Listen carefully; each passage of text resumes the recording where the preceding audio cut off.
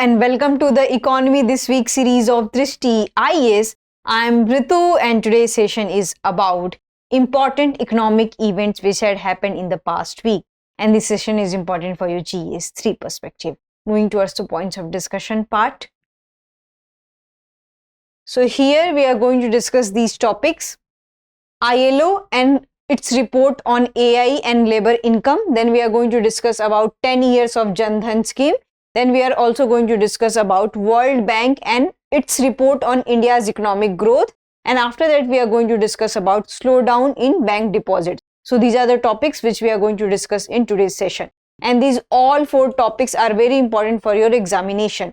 So now we'll come to the first topic. The first topic is International Labour Organization and AI and what it has impact on the labor income. So here we are going to discuss about that how AI is impacting, which is artificial intelligence is impacting the labor income and how it is broadening the inequalities in the economic growth in the society.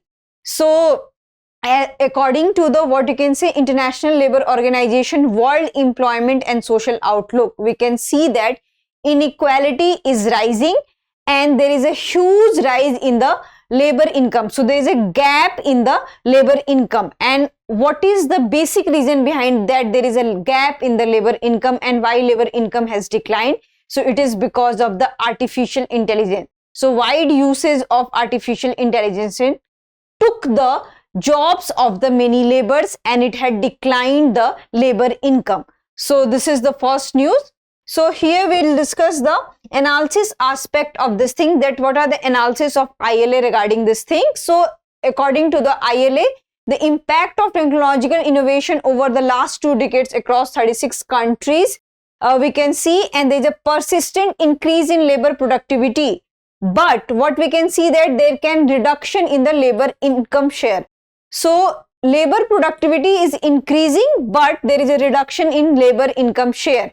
And COVID-19 had worsened these inequalities because many laborers did not get job. They returned to their home and they had left their whatever occupation, whatever they are earlier doing. So that had also enabled them to decline in their labor income. And with the usage of artificial intelligence, we can see that their jobs have gone.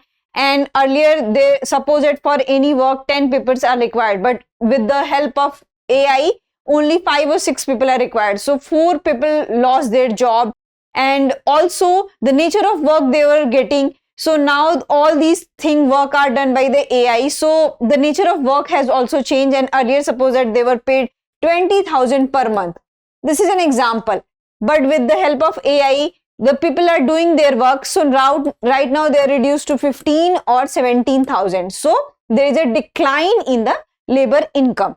So COVID-19 had worsened this situation, and also it shows that there is a slow progress in the sustainable development goals, and especially the sustainable development goal 10, which says that there should be the reduction in inequality of the income across the country.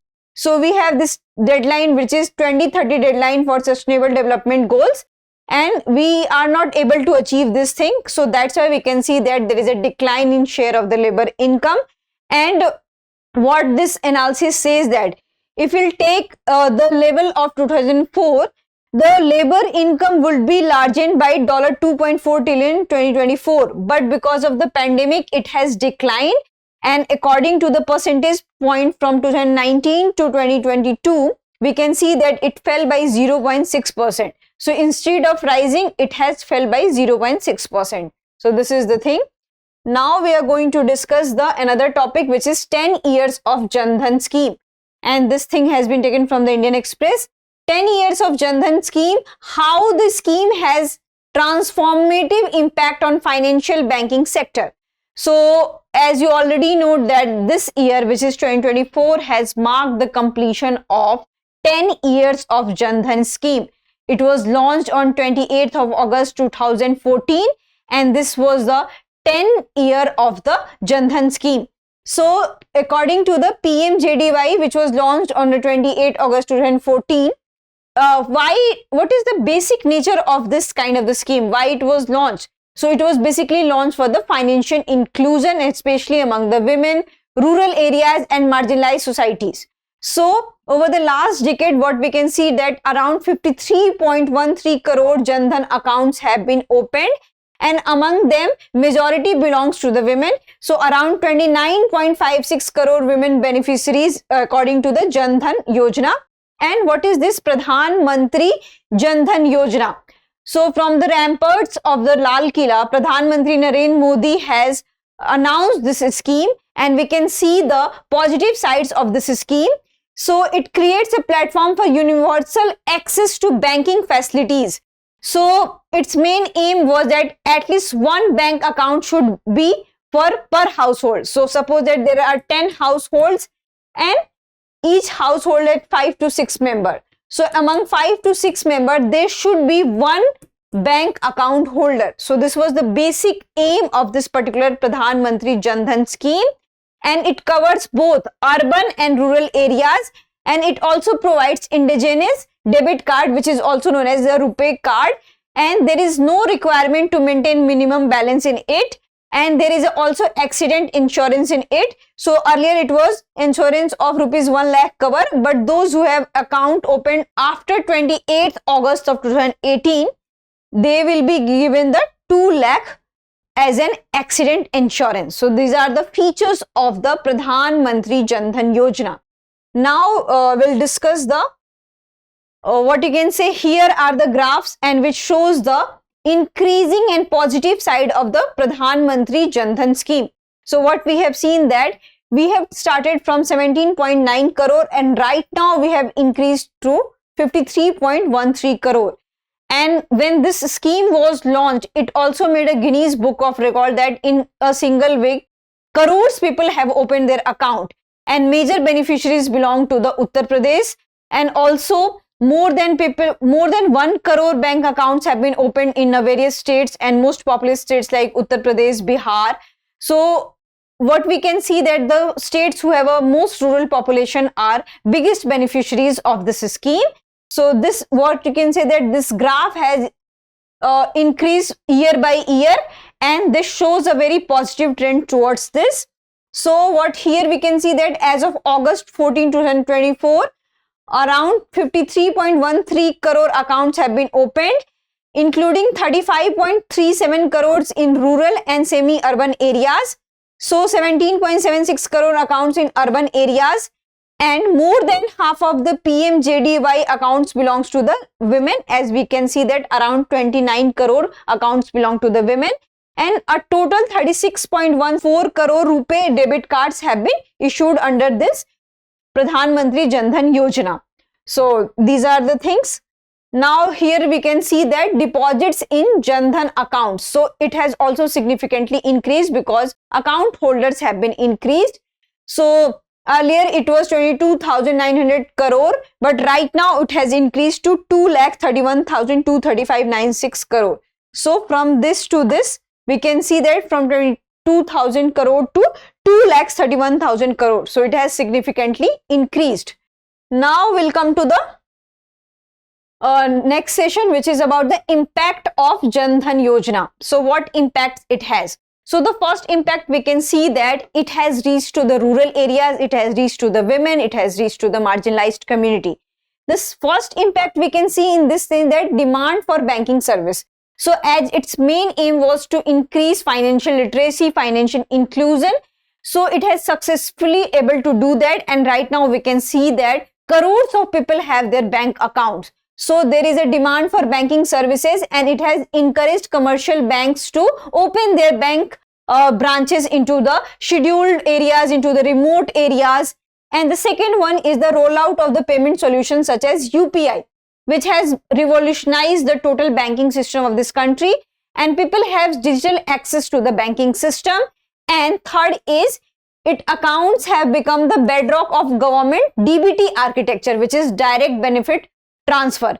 And with the help of these accounts, government is able to look at other schemes also. So it has co-joined the other schemes also. So the biggest benefits we can see that it has DBT, it has revolutionized, it has digitalized the whole banking system, and it has reached to the marginalized section of the society overall its main aim was to increase the financial literacy, to have a financial inclusion in the society, and it was able to achieve that.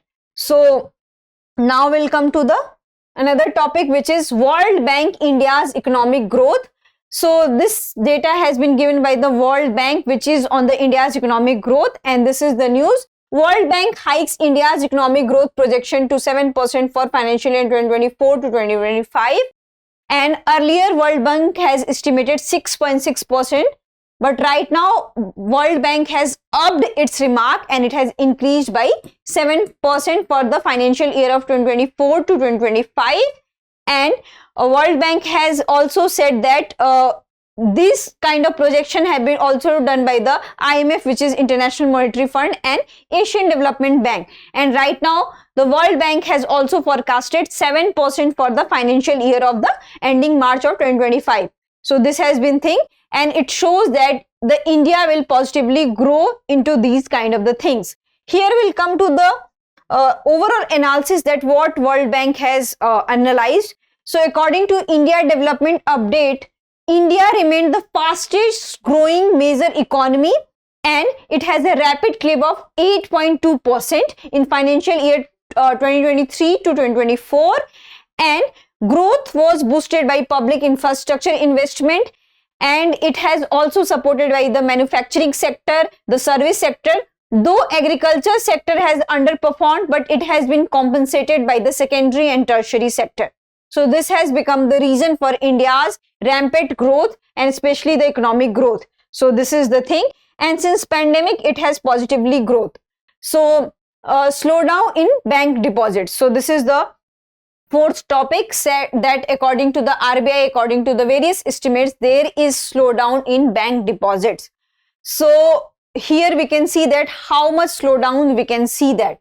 So according to the latest data of Reserve Bank of India, it showed that deposits grew by 11.7% in the quarter ending, and bank credit rose by 15%. So deposit is that thing that suppose that you have 50,000 of money and you have deposit as a saving account or in any form to the bank, and credit is that you are lending money from the bank.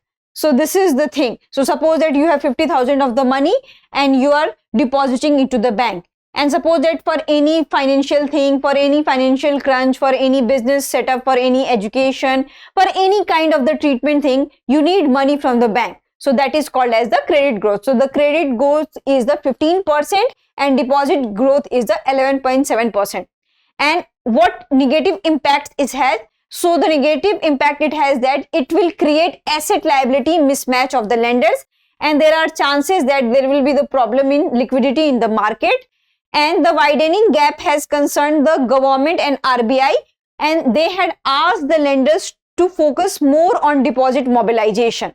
So this is the news that according to the RBI data, what we can see that deposit growth has decreased and credit growth has increased, which has created mismatch between the market, and it will negatively impact the economic system of the country.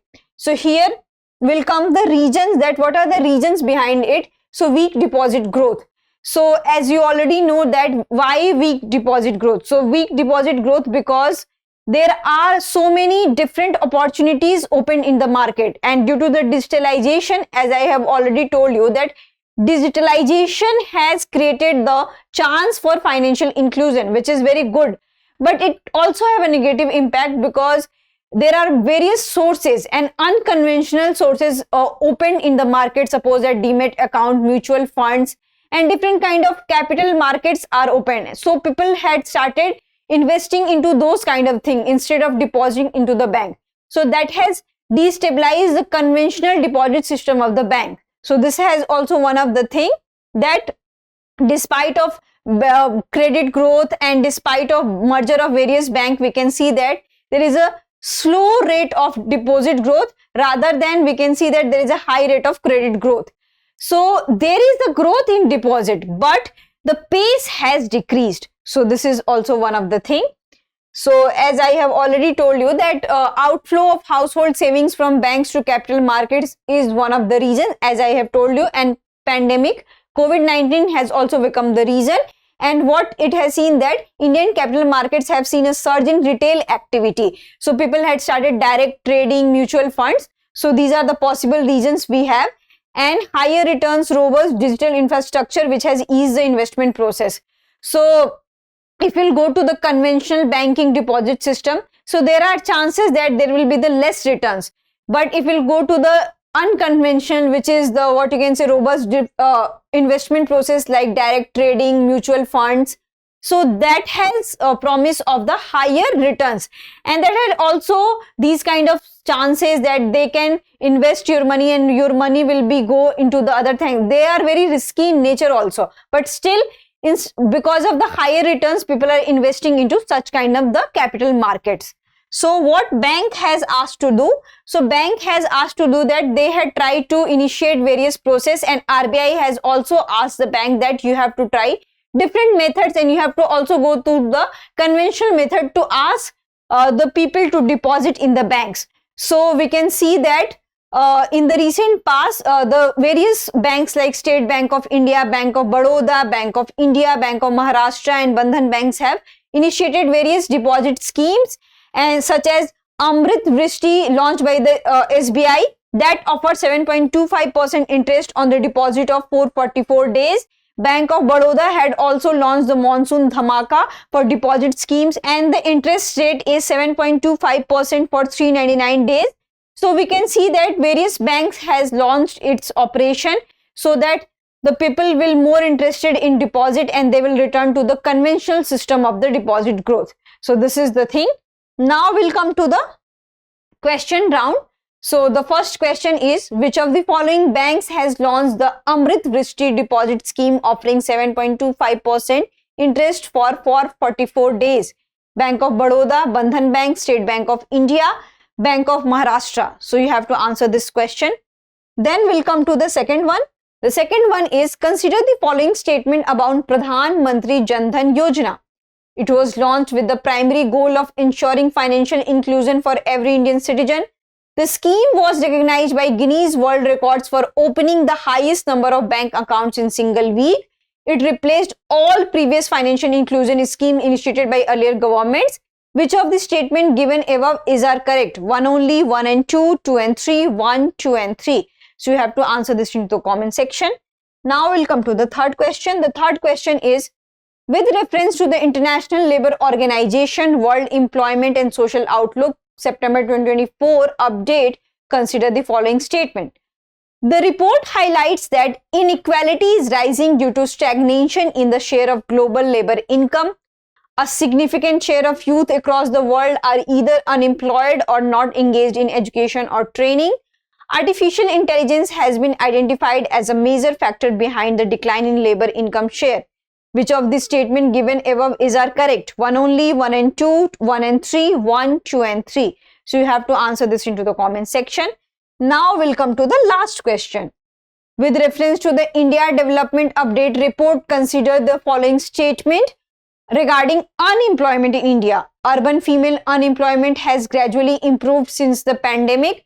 Urban youth unemployment remained high at 17% in early financial year 24 and 5. Agriculture unemployment has significantly decreased. Here they are asking the correct statement. 1 and 2 only, 2 and 3 only, 1 and 3 only, 1, 2 and 3. So you have to answer this into the comment section. And that's it for today's session. I hope you like this session. If you have any queries related to the session, kindly ask in the comment section. Thank you and have a nice day. For more informative content, like, share and subscribe, and do not forget to press the bell icon to get the notifications.